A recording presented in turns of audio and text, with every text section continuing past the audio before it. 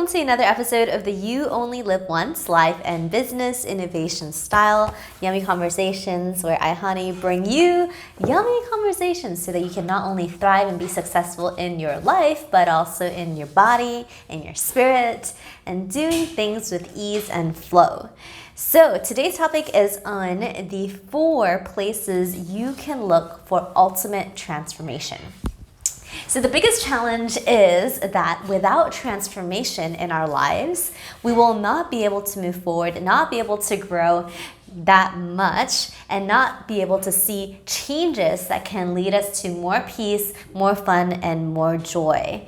And as you probably already know, simply knowing things in your head is no use, because if you don't practice it and you don't let it integrate into your day-to-day life, you're still going to face stresses, you're still going to feel upset, and you still will feel in a situation that you don't want to be. So speaking of that, the first place to see where you can have transformation is places of highest stress, highest anger, highest frustration, highest annoyance, and looking at what those are in your life right now.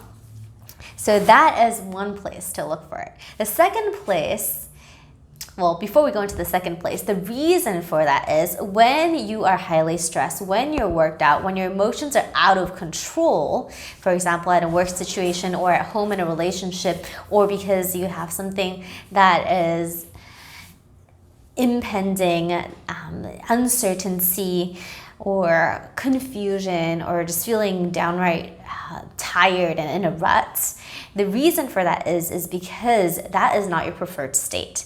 And in order for you to even go into a preferred state, to have it repeat less, because if you don't resolve it on a deeper layer, these patterns will repeat over and over again. And you don't need to have these patterns in order to be functional or enthusiastic or driven to do work, right?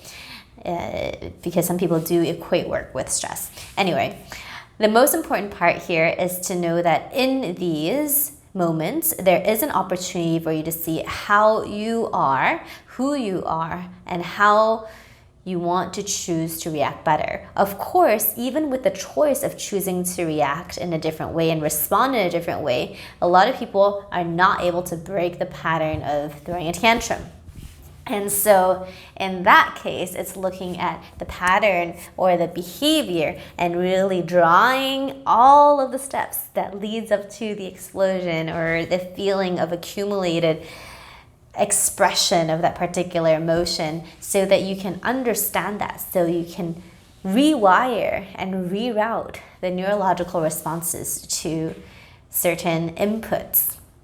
So that's one. Number 2, the second place to look for greatest transformation is in the place of greatest joy. If you can decode places in which you have the most joy, and the last place you feel the most spontaneous or the happiest or the most ecstatic or the most alive in, then you can also include that into your life today, no matter where you are, even if you're in captivity, even if you are stuck at home, even if you are in the house.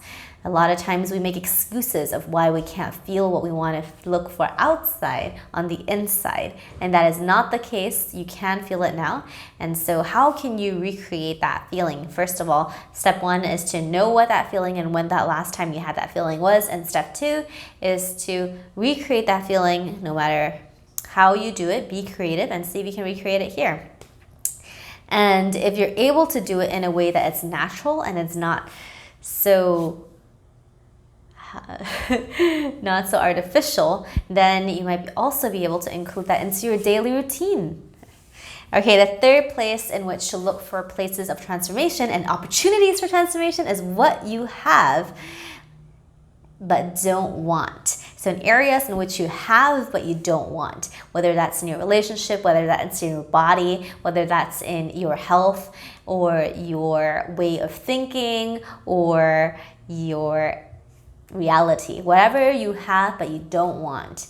So there's a reason why it's there, and there's a reason why you can't get rid of it. So looking there is a very great place to look for transformation, and oftentimes it's actually an energetic and a psychological and potentially even a spiritual block, a block that is unconventional, that is in your unconscious, or it's something that you cannot see, because if it was easy and it was consciously understandable to you, then you would have gotten rid of it.